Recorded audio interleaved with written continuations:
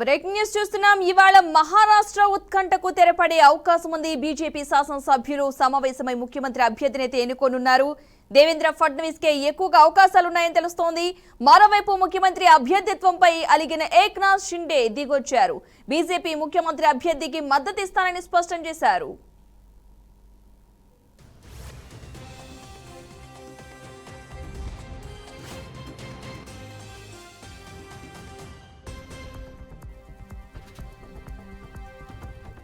ఇక ముంబైలో ఇవాళ మధ్యాహ్నం 1 గంటకు జరిగే బీజేపీ శాసనసభ పక్ష సమావేశంలో ముఖ్యమంత్రి అభ్యర్థిని ఎన్నుకునే అవకాశం ఉందని సీనియర్ బీజేపీ నేత ఒకరు తెలిపారు. అయితే ఈ సమావేశంలో 3-4 తేదీలకు వాయిదా పడే అవకాశం లేకపోలేదని కూడా వెల్లడించారు.